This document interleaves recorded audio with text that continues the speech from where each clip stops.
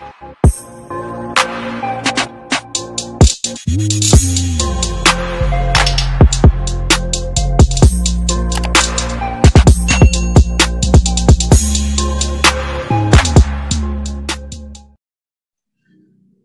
kali ini balik lagi bersama gue Rapci Tarigan dan ada Bang Meido Diori yang dikenal akrab dengan Bang Edo. Gimana Bang kabar Bang? Baik. Lu gimana? Baik. Kayaknya lu makin ganteng Bang. Buset, nggak gitu dong. makin berisi juga, gokil. Ya, ganteng-ganteng tapi gue nggak punya akun YouTube kayak lu gitu. Anjay. Wow. Gini, Bang kesibukan lu apa nih sekarang?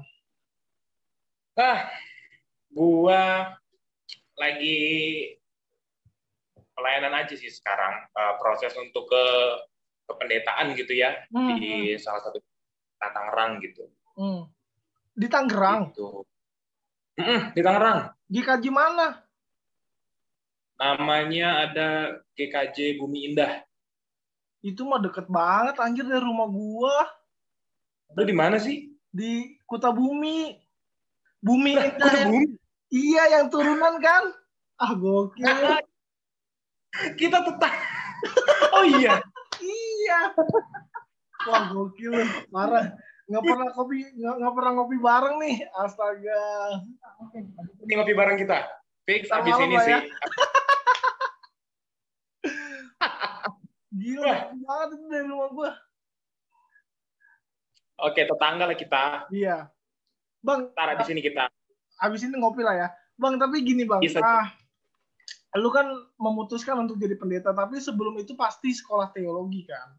Apakah kemudian lu ngambil sekolah teologi memang pengen berniat jadi pendeta kah? Atau gimana? Apa pengen belajar teologi awalnya cuma pengen belajar doang? Enggak, memang dari awal masuk sekolah teologi itu emang tujuannya ke arah sana. Ke pendeta itu tujuan. Iya, nah makanya gue ngambil sekolah teologi ya berharapnya tujuannya ke arah sana ya. Dan sekarang masih berproses untuk mencapai mimpi tujuan itu. Tanya gitu. Tapi memang pilihannya STT Jakarta di awalnya? Iya, STT Jakarta memang malah bisa dibilang satu-satunya ya. Satu-satunya karena memang gue itu dulu buta sama sekali kan. Buta banget dengan teologi itu apa, sekolah teologi itu adanya di mana aja. Nah, jadi gue mendatangi salah satu pendeta ada dekat rumah gue. Kebetulan doi alumni juga dari STT Jakarta. Nah, kemudian ngobrol-ngobrol ya, barulah di situ mulai sedikit banyak mengenal STT Jakarta. Nah, tapi sebelum masuk STT Jakarta, gue nggak tahu apa-apa tentang sekolah teologi buta gue. Parah, asli sih. Ekspektasi lu ketika lu belajar teologi apa? Sebelum lu masuk teologi? Ekspektasi gue akan hafal Alkitab luar dalam dong. Terus saja. Terus aja begitu. Tapi ternyata tidak semudah itu. Tidak semudah itu ya. Wow. Gila. Gimana awal baru masuk sebagai mahasiswa baru ketika lu punya ekspektasi itu sesuai nggak dengan ekspektasi lu ketika awal-awal nih? Yang pertama, gue tidak berpikir akan sesusah itu pelajarannya. Lalu ternyata ketika masuk, mulai berkuliah, kok susah amat ini kuliah ya. Begitu dalam pikiran gue gitu. Apalagi yang menurut gue cukup beban adalah, misalkan di semester awal kan ada pelajaran bahasa Yunani, bahasa Ibrani gitu ya. Iya.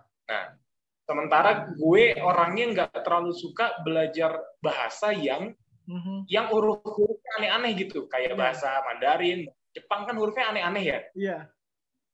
Huruf-hurufnya tuh nggak lazim, bukan huruf yang biasa. Nah, gue males ke arah gondok sih sebenarnya. Dan itu mau nggak mau kan harus mempelajari. Nah, itu di situ gue cukup kesulitan. Gitu sih awal. Tapi masuk di awal kan ada pengantar filsafat juga tuh. Gimana lu agak kagok kan dengan pengantar filsafat ketika itu? Agak kagok, agak berat juga. Bahkan gue tidak mengira ada filsafat di dalam kuliah gitu ya.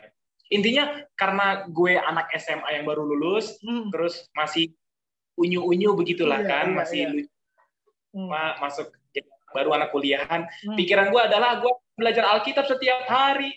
Gue nggak kenal tokoh-tokoh filsafat. Siapa itu tokoh-tokoh filsafat? Yang gue tahu cuma tokoh-tokoh Alkitab.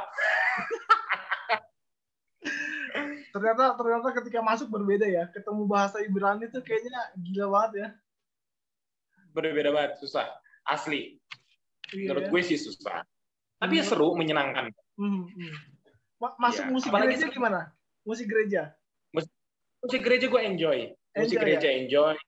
Ya, tidak ada kesulitan. Menurut gue nggak terlalu sulit lah. Karena kan bidangnya juga musik. Iya, karena gue juga senang musik kali ya, meskipun nggak jago-jago amat gitu kan, suara juga nggak amat gitu. Gitulah. Ini pas kenal kan, pas kenal rap ketarikan lain lagi. Aja. Kita kenal semester berapa sih? Kayaknya waktu semester berapa ya? Waktu di GKI Kebayoran Baru deh ya. Kebayoran Baru ya. Oh iya, yang waktu itu kita mulai ini kan apa? Kita beasiswa itu kan? Iya, kita satu kelompok kan. Iya, yang beasiswa dari GKI Kebayoran Baru, terus mulailah dari situ. Iya ya. Gila ya, kenal. Tapi kenapa lu pindah dari beasiswa GKI Kebayoran Baru, Bang? Waktu itu kan kalau nggak salah, waktu itu kan beasiswa Kebayoran Baru kan beasiswanya dari jalur kebutuhan ya, kalau gue nggak salah ingat. Karena ekonomi begitu ya, gue masuk baru. Nah, kemudian gue pindah slot beasiswa ke Pondok Indah. Itu berhubung karena puji Tuhannya IPK gue naik, gitu kan. IPK gue naik, jadinya bisa ngambil beasiswa yang karena prestasi begitu. Makanya gue pindah. Ya gitulah. Oke. Tapi mungkin gini, orang-orang penasaran, yang nonton pasti akan penasaran, Bang. Lu tuh di kampus hitungannya orang pintar atau enggak nih menurut lu? Gue? Di angkatan lu lah. Lu gue mah enggak. Gue mah apalah gue. Tadi IPK lu sempat naik pakai jalur prestasi tuh beasiswa. Naiknya nggak jauh, dikit aja naiknya, gitu. Enggak, gue nggak pintar sama sekali, beneran deh. Masih banyak yang jauh lebih pintar gue. Tapi di angkatan lu kan, buat gue ya, di angkatan lu tuh pinter-pinter banget. Gimana lu bersaingnya? Ataukah lu tidak berpikir untuk bersaing seperti itu? Ketika angkatan lu gila-gila, men, sumpah. Anjir, otaknya encer-encer, anjir. Parah. Iya sih, maksudnya gue bertemu dengan beberapa orang yang bisa dikatakan kutu buku. Gue di kosannya, gue ke kosannya baca buku, gue nanya lagi di mana, lagi di perpus baca buku. Temen gue banyak banget yang baca buku, dan gue nggak terlalu, kalau gue pribadi ya, gue nggak terlalu sekutu buku itu. Jadi gue tidak punya hasrat untuk berkompetisi. Ya berjalan aja seperti biasa. Kalau dapat IP yang bagus ya puji Tuhan, kalau IP-nya jelek ya udah. Iya ya. Wow. Berarti hitungannya memang lu tidak menganggap bahwa kuliah itu sebagai kompetisi seperti itu. No, kalau gue enggak. Kalau lu gimana? Apa? Lu kan termasuk yang pinter juga. Waduh, anjir, kagak lah gua. IP gua cuma 3,1 apa ya? 31 atau 32 tuh waktu lulus. Kagak lah, gua nggak pinter-pinter amat. Cuman kan dapat papan bunga tuh dari staf presiden kan. Gitu aja. Iya. Boleh lah pamer dikit. Iya, makanya. Nggak usah. Iya. Biar nggak sampai kumlot, tadi dapat karangan bunga ya kan. Iya,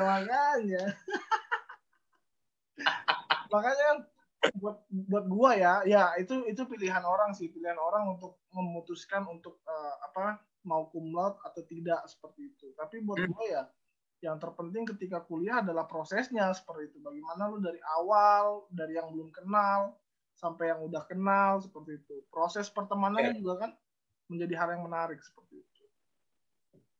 Iya benar. Iya, apalagi misalkan nih, apalagi sekarang kita pasca kuliah, pasca lulus, ya, yang lebih menurut gue, yang lebih perlu kita kedepankan itu bagaimana teori yang sudah kita dapat selama kuliah itu bisa actionnya di kehidupan sehari-hari itu gimana gitu. Jadi tidak hanya sebatas teori, menurut gue itu lebih penting ya sih daripada lu mencapai cum laude dengan teori-teori yang sulit begitu. Menurut gue. Iya. Ya itu pilihan orang kalau pengen cum laude. Tapi buat gue sih kayak, ya gue tipikal orang yang sosialis. Enggak, maksud gue lebih suka orang yang berteman gitu. Bahasa sosialis tuh agak ngeri gue. Lebih suka berteman dan suka ngopi kan gitu. Jadi ya kadang temen gue lagi di Jakarta kayak gitu. Lu di mana? Gue di Jakarta nih, ngopi yuk. Ya macam-macam kayak gitu. Jadi lebih akrab kan. At least kalau misalnya gue butuh lu misalnya ke depan, kita kan nggak tahu bang, gue butuh lu misalnya ke depan atau lu butuh gue, kan kita bisa sama-sama nolong misalnya kayak gitu. Iya benar. Bahkan nggak sedikit kasus orang yang kita benci justru yang nolong kita nggak sih? Iya benar nggak sih? Iya benar banget, nggak sedikit kasus yang kayak gitu. Kita benci sama orang tapi nggak, orang itu nolong kita diem-diem, orang itu bantu kita tanpa pamrih. Wah, makanya perlu juga menjalin relasi dengan orang-orang yang menurut kita tidak suka, kita menurut gue gitu. Iya sih. Gitu sih. Ya lu tau lah gimana gue di kampus kan, tidak dianggap. Tidak dianggap saudara-saudara. Gue ya tidak dianggap. Itu pengalaman buruk sih. Tapi ya gue pikir. Apakah lu pernah berefleksi? Ini jadi gue yang nanya ya, Pak. Nggak apa-apa. Lu pernah berefleksi nggak sih? Kenapa gue nggak dianggap gitu ya? Gitu. Gue berefleksi bang. Maksud gue gini. Justru gue berefleksi gini. Gue mungkin merasa bahwa oh ya ada yang salah dengan tindakan gue. Gue bandingkan. Gue keluar deh. Gue masuk organisasi GMKI misalnya. Lu ternyata gue di luar diterima gitu loh. Itu yang pertama. Terus kemudian gue pengen ikut volunteer deh, event-event organizer kayak gitu. Lu tahu kan, gue akhirnya bolos kuliah terus event organizer gitu kan, buat cari tambahan gitu kan. Gue berpikir, loh kok gue di luar diterima gitu loh. Apa ini gitu loh. Gue sampai membandingkan apa gue yang bener-bener salah atau bagaimana, kan seperti itu. Akhirnya gue pada saat itu udah berpikir ya udahlah, gue deal sama perasaan gue bahwa ya udah gue lebih baik berkarya di luar seperti itu. Kayak gitu. Yang nerima gue di kampus paling cuma angkatan lu Bang Timo, Bang Wewe sama Bang Francisco paling. Selebihnya kan ya Rapko aneh, Rapko begini-begini, tapi gue nggak pernah mikirin sih seperti itu. Iya nggak sih? Iya, gue nggak tahu lagi. Iya, tapi balik lagi itu pilihan orang untuk menyukai lu atau tidak. Kita tidak bisa memaksa orang untuk menyukai kita. Nah kan? itu gue udah berdamai dengan itu ya. Setiap orang pasti punya like and dislike dan gue harus terima dengan itu kan gitu loh. Iya juga, makanya ya bijak-bijaknya kita lah gimana untuk menyikapi. Kalau ada orang yang minta tolong kita bantu, kalau ada orang yang musuhin ya udahlah, nggak usah dipikirin. Kalau misalkan orang yang membenci lu dulu atau tidak nemenin lu dulu minta bantuan ke lu, are you okay? Gitu maksudnya. Gua sampai saat ini apa ya? Gue bakal bantu, tapi masalahnya dia mau nggak minta tolong sama gue. Itu kan yang jadi masalah. Iya dong. Itu yang jadi masalah. Kalau lu mau gue bantu, gue bakal misalnya lu butuh apa nih, dana misalnya atau apa, ya gue bantu sedikit-sedikit boleh lah seperti itu. Tapi masalahnya mereka mau minta tolong nggak sama gue, kan itu pertanyaannya. Mereka gengsi nggak seperti itu. Kalau gue kan dari dulu kalau gue bisa ya gue bantu, kalau enggak ya udah, kan gitu aja. Iya juga sih. Sesimpel ya, itu. Lu masih pacaran Bang sama Kak Nadia? Wow, pertanyaannya. Gimana? Ini pertanyaannya kalau di TV nggak ada di dalam prompter ya, nggak ada di skrip nih. ini kan lo termasuk pasangan yang paling lama nih, maksudnya gua kan masuk 2015, lu 2015 kan udah pacaran tuh sama Kak Nadia kan? Bisa jadi. Nggak bercanda itu. Bisa jadi. Nih 2015 gue masuk dan udah pacaran dan sampai lulus pun udah masih pacaran seperti itu. Sekarang gimana? Ya, masih pacaran nggak? Ya, untuk saat ini mengejar mimpi masing-masing dulu. Wis, mantap. Tapi akan ada bahasa gue halus banget ya. Iya. Tapi orang kaya lu pasti banyak cewek yang mau lah seperti itu. Maksudnya dengan talenta lu bermain musik kan, dengan talenta lu punya kemampuan bermusik, ya pasti cewek suka sama lu lah seperti itu. Susah kok. Gue nggak segitunya. Terus lu sampai sekarang susah move on nih? Enggak, udah baik lah. Udah bagus lah. Tapi nggak blokir nomor kan? Waduh, pertanyaannya lagi-lagi.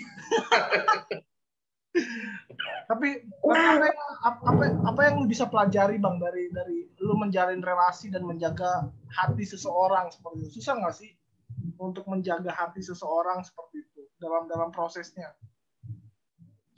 Susah gampang sih. Susah gampang. Asik, jadi serius ya. Ya, susah gampang, misalkan susahnya adalah lu harus, tapi ini susah gampangnya dalam rangka belajar ya, bagaimana lu bisa mengontrol emosi lu begitu. Karena terkadang pasangan kita ini dalam hal pasangan kita tidak selalu ada dalam kondisi yang menyenangkan untuk kita. Betul. Kadang pasangan itu akan menyebalkan, kadang akan membuat emosi, kadang bahkan mengecewakan, dan kitanya harus bisa, gue juga harus bisa mengontrol emosi juga, misalkan. Emosi bukan dalam arti marah-marah ya, tapi emosi dalam arti bersikap terhadap pasangan kita gitu. Lagi pula biasanya tanya lagi kok. Jadi kemana ini? Biasanya apa nih? Kok jadi grogi nih? Ya enggak, maksudnya biasanya kita kan harus bisa jadi contoh juga untuk pasangan gitu. Tapi buat gue gini sih Bang, maksudnya menjaga hati tuh kayak dua pedang yang bisa menyenangkan tapi juga bisa menusuk kita nggak sih? Maksudnya akhirnya kebahagiaan kita harus dibagi dua sama dia, akhirnya sukacita kita harus dibagikan sama dia, bahkan waktu kita yang tadinya buat belajar akhirnya buat ngechat dia, istilahnya kayak gitu. Iya nggak sih? Iya. Betul banget. Karena jalan hubungan tuh sebenarnya membagi dua segala sesuatunya nggak sih? Maksudnya yang seperti tadi gitu. Bahkan bisa dibilang kalau diperluas lagi, bagi waktunya bisa jadi 3 misalkan, dengan dia sebagai kekasih, terus kita harus punya waktu lagi untuk keluarga, kita harus punya waktu lagi untuk diri sendiri. Iya. Kan di situ maksud gue kecerdasan kita harus baik gitu, karena semuanya itu perlu konten yang bagus menurut gue, pembagian yang tepat waktunya, dalam hal waktu aja gitu.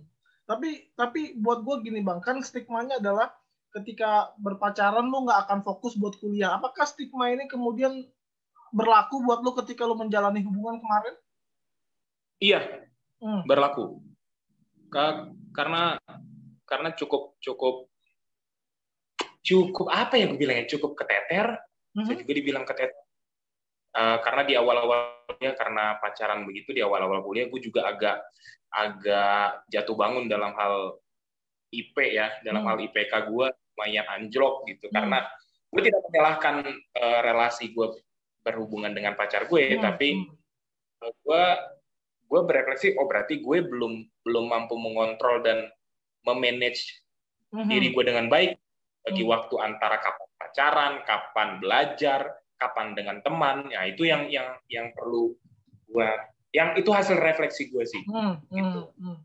Oke, berarti memang itu berlaku, tapi kita perlu berbenah diri seperti itu. Wow, ini menarik sih.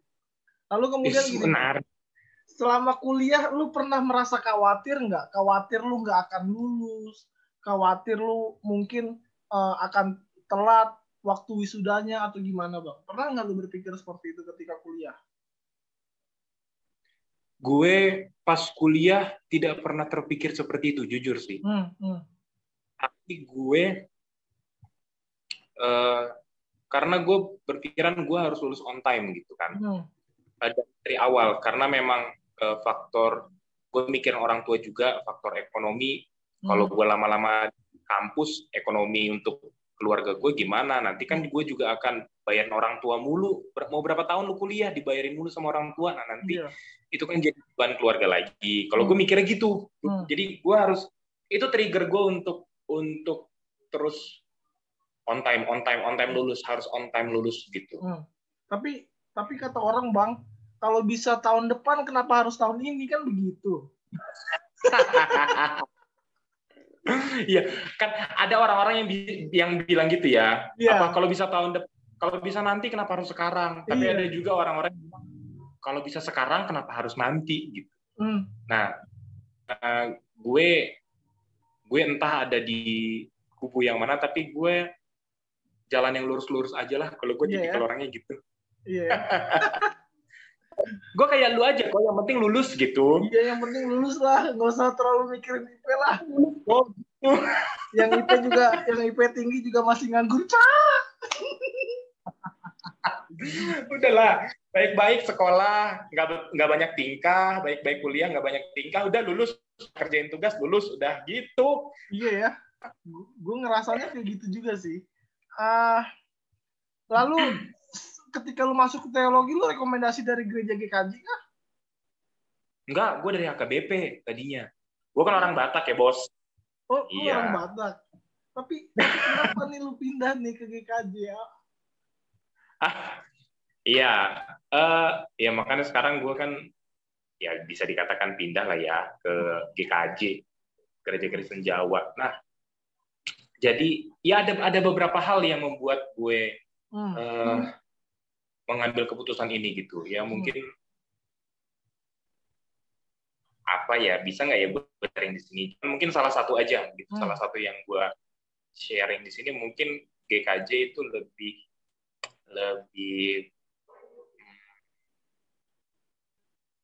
dia modelnya adalah pendeta itu tidak dirotasi kan begitu ya.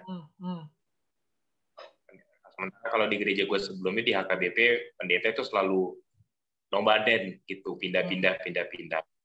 Nah, kalau gue kayaknya lebih nyaman untuk yang tinggal di satu tempat deh gitu. Itu secara pikiran gue. Secara teknis ya, karena itu menurut gue akan berpengaruh nanti gue mikir ke depannya, gimana nanti gue punya istri, gimana kalau gue punya anak, gue menjalin keluarga. Nah itu kalau pindah-pindah gue rasanya kurang siap untuk itu dari gue-nya. Oke. Tapi ada faktor yang menarik ketika lu bilang tidak pindah-pindah. Ketika lu membangun suatu jemaat kan juga akan lebih enak gitu loh. Setahun, 2 tahun, 3 tahun, 4 tahun. Terus tiba-tiba tahun kelima lu pindah, ngebangun lagi di gereja yang baru misalnya kayak gitu kan. Iya benar sih kok. Tapi gini kok, apa namanya? Ya setiap model gereja itu kan ada plus minusnya masing-masing. Nah, kalau misalkan gereja yang pendetanya menetap begitu ya sampai emeritus ada di situ. Nah, itu memang kalau untuk pembangunan prosesnya pendetanya jadi mengikuti kan seiring berjalannya waktu. Tapi kita harus bersiap kalau semakin lama pendeta di situ, karakter busuknya makin ketahuan nggak sih? Iya nggak sih? Iya ya. Semakin lama, ibarat kata orang temenan nih, semakin lama orang tersebut temenan, satu sama lain akan saling tahu busuk-busuknya. Ya, jadi begitu dengan hubungan pendeta dengan gereja yang dilayaninya. Semakin lama pendeta itu ada di dalam gereja itu, maka pendetanya akan semakin tahu busuk-busuk setiap warga jemaatnya, dan warga jemaatnya juga akan tahu busuk-busuknya ini pendeta. Karena kan pendeta juga manusia ya kok, ada busuk-busuknya juga. Nah, dan ini yang harus menjadi PR sih, menurut gue, untuk waktu panjang. Misalnya busuk-busuknya sering pelayanan ke gereja lain seperti itu kan, karena gereja lain persembahannya lebih gede kan, gitu ada aja pendeta ya kan. Bisa jadi nyari tempat pelayanan yang duitnya lebih gede kan gitu ya. Iya. Ngambil cuti ternyata pelayanan di tempat lain bukan memang karena cuti gitu ya kan. Waduh, kebongkar. Aduh. Tapi ketika lu memutuskan jadi pindah ke GKJ, apakah kemudian lu sudah memikirkan itu matang-matang, Bang? Sejauh ini gue memikirkan itu secara matang. Ya gue bergumul juga dengan keluarga, dengan Tuhan gue pergumulkan juga. Cukup matang kalau menurut gue. Berarti lu sekarang statusnya udah pendeta kah atau belum? Belum. Masih berapa tahun lagi? Masih. Ya kurang lebih, kalau semua berjalan lancar, ya kurang lebih mungkin bisa 1,5 tahunan lagi. Wih, GKJ Bumi Indah kan deket dong. Kita ngopi lah. Orang cuy, ntar kita ngopi ya, tetangga kita. Iya makanya, aduh.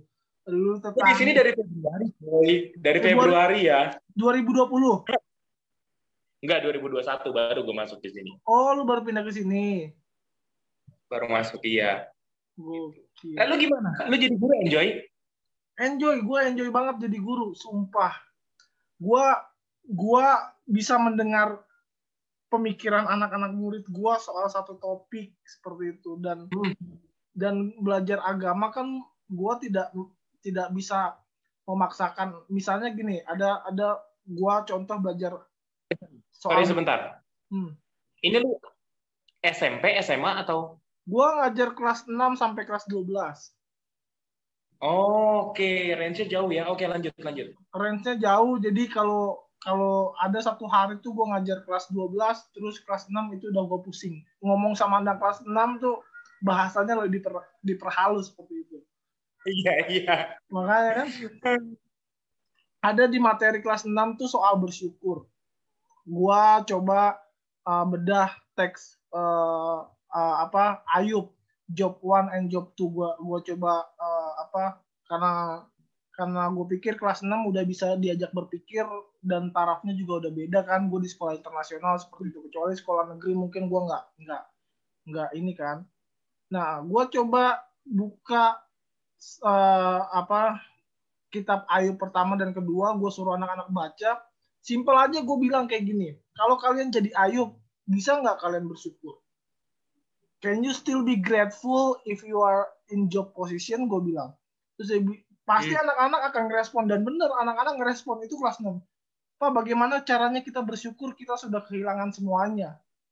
Itu kan jadi refleksi anak-anak kan. Gimana kita caranya bersyukur? Kayak gitu. Terus gue tanya lagi, apakah kamu akan menyalahkan Tuhan? Will you blame God if you are in job position? Gue bilang, apakah kamu menyalahkan Tuhan? Terus dia bilang, yes, I would. Dia bilang, ya saya akan menyalahkan Tuhan dengan posisi seperti itu, karena to be honest, I'm totally human being, Pak, kata dia. Kayak gitu, dan itu benar-benar jujur banget mereka dari hati refleksinya gitu. Dan pada kesimpulan, apa? Anak kelas 6 loh ini. Iya, itu anak kelas 6 loh. Itu benar-benar anak kelas 6 loh. Gue ajak buat refleksi seperti itu. Pada akhirnya gue tanya di akhir kelas, is it difficult to be grateful? Gue bilang, apakah susah ketika kita bersyukur? Anak-anak bilang, yes, it depends on the situation, Pak. Kayak gitu. Tergantung pada situasinya. Seperti itu. Dan itu kan jujur kan. Dan gue tidak mengharapkan yang muluk-muluk anak akan bilang, oh iya Pak, saya bisa, ini enggak. Tapi memang depends on situation, dan mereka bilang itu benar-benar dari hati, dan gue seneng banget mendengar kayak gitu loh. Itu kan sharing yang keren gitu buat gue gitu. That's why gue ngerasa bahwa secara ini kayaknya gue lebih enjoy jadi guru seperti itu. Dan apa ya? Mungkin tantangannya bikin RPP sih. Emang bikin silabus, bikin rencana pembelajaran macam dosen kita dulu. Asli, pusing gua. Gila. Hal-hal yang kayak gitu sih yang bikin pusing. Jadi ya kayak gitu, kayak gitulah. Tantangannya kayak gitu, RPP, silabus, macam-macam lah. Gitu. Tapi kan orang mikirnya enjoy. Orang kan mikirnya Rapko enak ya, Rapko gini ya. Aduh, nggak enak. Ngajar kelas 6 sampai kelas 12 tuh kayak lu harus belajar dari awal, karena gua nggak pernah ngambil mata pelajaran pendidikan Kristiani. Gua nggak suka pelajaran itu.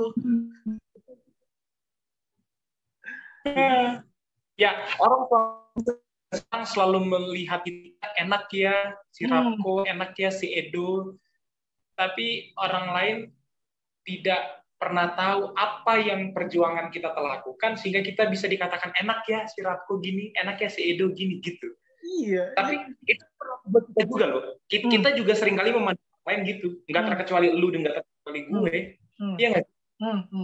Tapi kalau gue kan orangnya masa bodoh ya bang. Maksud gue gini, ya lu mau pencapaian apa ya udahlah, itu mungkin udah hak lu. Lu kan tahu gue dari di kampus gue udah orangnya masa bodoh lah, ansos lah kayak gitu kan, ya bodoh amat kayak gitu. Dan buat gue ya ketika orang punya pencapaian ya harusnya disupport dong. Jangan lu kok bisa sih kayak gitu.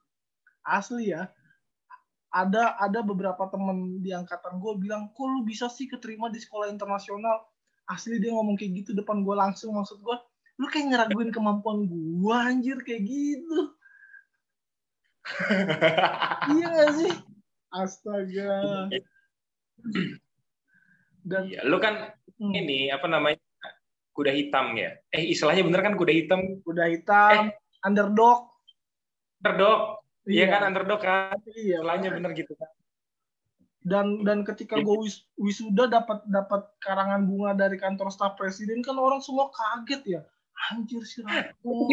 Itu gimana ceritanya sih? Gak bisa begitu. Gue aja nggak tahu lo ceritanya. Jadi itu sempat nyampe ke kuping lu juga tuh gimana tuh? Nyampe, gue tahu, cuman gue kan nggak tahu kenapa bisa sampai itu muncul karangan bunga. Gue kan nggak tahu. Jadi kan gini bang, gue kan orangnya aktif ya, sampai gue kenal sama salah satu orang yang kerja di kantor staf presiden. Cuman modal gue bertanya di seminar bang. Jadi gue bertanya di seminar, lalu menilai pertanyaan gue bagus, dia nyamperin gue, Pak namanya siapa? Dia bilang kayak gitu kan. Terus gue bilang sama dia, jangan manggil Pak, saya masih mahasiswa gitu, panggil aja Ade. Gue bilang gitu kan. Terus dia bilang, Dek, pertanyaan kamu bagus, saya suka. Dia bilang, kamu kuliah? Dia bilang. Terus gue bilang, iya Pak, saya kuliah kayak gitu. Oh, saya bagi kontak kamu dong. Oh, boleh Pak, boleh. Nanti kapan-kapan mainnya ke kantor saya, kata dia. Terus gue bilang, gue tanya, kantor Bapak di mana? Terus dia bilang, kantor saya di KSP. Gue kan bingung ya, KSP itu apa? Gue bilang, KSP itu apa Pak? Kantor staf presiden. Mainlah Deputi 4, dia bilang. Gue diajak main bro, gokil nggak lu? Coba. Gils. Gue cuma modal bertanya di seminar, karena kan gue orangnya aktif ikut-ikut seminar kan, kayak gitu kan. Terus gue diajak jadi tim kampanye nasional 01 tuh ketika itu. Jadi ya akhirnya gue banyak relasi ke teman-teman pemerintahan pada akhirnya gitu loh. Dan ketika wisuda kan, H-1 sebelum wisuda itu orang nelpon, dia bilang, bro besok wisuda kan, kata dia. Terus gue bilang, iya Pak, kenapa? Kirim alamat kampus ya, saya mau ngirimkan sesuatu. Dibilang kayak gitu, saya mau ngirimkan sesuatu kan. Gue kaget pas pagi-pagi dateng, dedeng. Anjir. Gila. Orang sampai kaget itu. Anjir. Tapi gue apa bersyukur. ngelihat karangan bunga gitu, lu datang di kampus dengan kepala ini ya, sombong Gue kepala tegak dong. Gila lu. Kantor jelas presiden lu. bos. Presiden lu, bayangin dong. Gua mungkin menjadi wisudawan pertama yang mendapatkan ucapan langsung dari kantor staf presiden. Mungkin ya, gue nggak tahu. Cuman orang pada kaget, wah gila sih aku gini. Lu nggak tahu aja gitu. Jadi ya buat gue untuk kesana kan pencapaian gue harus bikin kajian, gue harus nulis apa segala macam kan, kayak gitu. Cuman modal nanya. Iya, tapi modal nanya kan gitu. Makanya kan ya udahlah. Makanya gue agak bingung ketika teman-teman di kampus bilang, pertanyaan lu nggak masuk akal. Mungkin buat mereka nggak masuk akal, buat orang lain masuk akal mungkin. Iya nggak sih? Iya. Benar kok. Kayak gitu. Jadi itulah kisah-kisah gue di kampus. Tapi lu sempat jadi supir Grab juga ya Bang ya kemarin? Uber atau Grab tuh ketika itu? Grab bike gue. Tapi sebelumnya Uber. Iya. Gimana lu memutuskan itu? Apakah ada rasa malu kah ketika itu? Teman-teman lu pada kuliah, lu ngambil itu Bang? Enggak sih, enggak ada rasa malu. Cuman ya perlu effort lebih aja. Karena kan seperti yang gue bilang, maksudnya kan faktor ekonomi juga, dan mungkin orang tua gue kan tidak memberikan cukup dana, misalkan untuk kita kan perlu untuk literasi kita, fotokopi buku, untuk apalagi pas penulisan karya tulis akhir itu kan perlu uang yang nggak sedikit, lumayan juga. Nah, dan menjadi ojek online bermula dari Uber terus pindah ke Grab, nah itu menjadi cukup membantu lah untuk bisa support dana yang cukup perlu untuk literasi di kampus. Ini pertanyaan kepo gue Bang, pernah dapat pelanggan cakep nggak? Pernah coy, lu tau nggak sih? Gue pernah dapat jablay.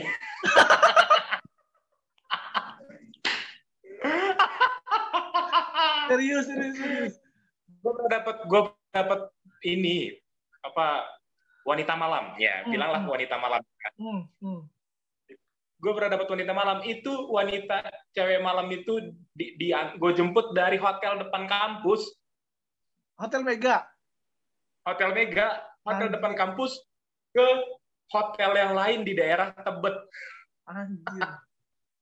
Ini gue bilang dalam hati ya, buset ini cewek double job nih. Dari hotel satu ke hotel yang lain. Iya ya, gokil. Lu tanya nggak saat itu lu tanya nggak, Mbak mau ngapain gitu nggak? Enggak lah, malu gue. Mana ini banget lagi. Ya lu tau lah penampilan wanita malam gitu kan secantik mungkin kan. Iya. Ya dong. Parfumnya wangi ya? Wangi dong, pas duduk di belakang motor semriwing gitu. Waduh. Gue kan sebagai abang ojek kan punya prinsip, wah ini pelanggan harus diantar dengan selamat ini gitu. ini paket antik ini. Iya. Tapi nomornya lu simpen nggak? Kan bisa tuh. Nggak ada. Kenapa emang kalau gue simpen lu mau gue bagi? Enggak lah. Terus apalagi yang menarik pengalaman lu ketika menjadi driver itu? Yang menarik menurut gue ya ketemu pelanggan-pelanggan yang cukup rese pernah, ketemu pelanggan yang nawar harga pernah. Nawar harga padahal kan harganya udah di ini ya, udah ada di aplikasi gitu. Tapi nawar dong. Tapi waktu itu gue antar seperti itu. Dan lu mau? Ya, apa? Dan lu mau ditawar harganya gitu? Ya mau, ya hitung-hitung bantu orang kali kan. Ya hitung-hitung gitulah. orang. Ya mungkin kan gue nggak pernah tahu, mungkin memang uangnya adanya segitu kan, gue nggak tahu. Ya gitu sih kok. Palingan. Resenya gimana nih? Orang pelanggan rese gimana? Selain nawar harga? Emak-emak. Kenapa emak-emak? Emak-emak nih, tujuannya kan ke pasar. Iya dong. Iya. Tujuannya ke pasar, abis itu di pasar disuruh nunggu. Lama banget coy. Buset dah. Lama banget. Ada kali 20-25 menit gue nungguin. Cuma nungguin 1 menit. Di pasar, waktu itu di pasar mana ya? Gue lupa deh. Daerah mana ya? Wah, lupa lah gue. Pokoknya ke pasar. Pokoknya lumayan lama. Udah gitu pas datang belanjanya banyak lagi. Terus? Ya. Dikasih tip nggak? Apa? Dikasih tip nggak? Maksudnya dikasih tambahan nggak? Itu. Keselnya gue juga di situ. Udah banyak maunya. Minta tolong. Gue nggak dikasih tip kok. Astaga. Makan hati. Gue di situ makan hati. Astaga. Kita nggak munafik dong. Karena udah lebih lama. Udah bau belanjaan dia banyak. Ada dong penghargaannya. Bangsa 1.000, 4.000 mah gitu. Barang goceng lah ya Jakarta goceng lah gitu. Masa 2.000? Makanya. Ya tapi ya udahlah. Itu mama yang itu ya tidak. Ya. Tapi akhirnya dari situ kayaknya ada refleksi yang menarik ya. Maksudnya kita akan lebih sabar, kita akan lebih kenal karakter orang, iya nggak sih? Bener-bener mempelajari setiap karakter orang tuh gitu. Apa namanya? Ada orang yang diem banget, ada yang bawel banget. Iya. Nah, makanya. Lu juga gitu nggak sih? Ketika lu bagi rapot gitu atau gimana? Atau berkomunikasi dengan orang tua siswa, kan nggak semua orang tua siswa adem ayem. Ada juga yang rese nggak sih? Ya. Itu tergantung pintar-pintarnya kita menghandle lah seperti itu. Kalau rese ya setiap orang pasti ada sisi resenya seperti itu. Tapi sejauh ini sih orang tua nggak pernah komplain sih, parents dalam gua mengajar nggak pernah komplain sih. Artinya so far it's good lah seperti itu. Kayak gitu. Dan ya, syukurlah kalau gitu. Gue bersyukur banget. Artinya kan lu bayangin aja dong, gua tuh asli nggak punya basic pendidikan sama sekali, bedah kurikulum tuh gue nggak masuk kelas Kayusti. Aduh, ya. Lu tahu setiap gue kelas Kayusti gue tidur dong, astaga. Dan ketika masuk gue diperhadapkan kayak gitu, anjir, belajar dari awal gue, gila. Iya. Asli. Itu pertama itu. Dan gue pernah dikoreksi tensis gue, bro. Gue pernah dikoreksi gramatikal gue sama murid. Anjir. Iya. Lebih pinter doi ya. Iya daripada gue. Makanya wah gila, stres gue dong. Gue sampai dibilang, Pak, belajar yang benar tensisnya. Kayak gitu. We are international school. Anjir. Iya sih, iya. Diarahin. Mungkin terakhir Bang, dari diskusi kita soal kehidupan yang menarik. Terakhir harapan lu buat pandemi ini, kan ini benar-benar mempengaruhi kehidupan kita nih seperti itu. Harapan lu apa nih buat terakhir? Iya. Harapan gue adalah tentu pandemi cepat berakhir. Meskipun secara realistis kayaknya memang akan sulit untuk cepat berakhir, begitu ya. Nah, tapi jadi balik ke kita sendiri. Untuk setiap orang mungkin akan lebih patuhlah terhadap protokol, misalkan. Lebih patuh diri sendiri yang mungkin lebih sering konsumsi vitamin, lebih sering menjaga jarak, yang hal-hal seperti itu. Meskipun di luar sana ya, banyak banget kalau kita lihat netizen di Instagram misalkan, yang bilang ini konspirasi ini, teori itu tentang nggak percaya COVID. Maksud gue, kalau gue pribadi, gue nggak peduli ini ada atau enggak. Gue nggak peduli COVID ini asalnya dari mana, apakah COVID ini bagian dari bisnis besar dunia. Kan banyak orang yang bilang gitu tuh. I don't care about it gitu. Maksud gue ya udah, tapi virusnya ada kok gitu. Iya. Nah, karena ada yang sudah kita jalankan protokol sesuai apa yang sudah dicanangkan gitu. Bukan ini bukan hanya perihal kita, tapi perihal sesama kan gitu ya. Betul. Perihal sesama sih untuk kebaikan sesama. Wow. Ya, biar semuanya juga berjalan baik lagi meskipun dalam keadaan new normal ya. New normal gue dalam hal berpelayanan di gereja juga bisa buka lagi. Orang-orang bisa yang Islam mungkin bisa sholat Jumatan lagi secara rapat-rapat di gereja. Lu yang bekerja di bidang pendidikan bisa juga ngelihat murid-murid lagi di kelas kan. Itu yang kita semua rindukan gak sih? Iya. Ke arah sana sih gitu kok. Wow, ini menarik. Bang, thank you banget, kita udah ngobrol lebih dari 40 menit. Semoga harapannya ini obrolan yang akan menjadi menarik seperti itu. Gua akan stop record dulu.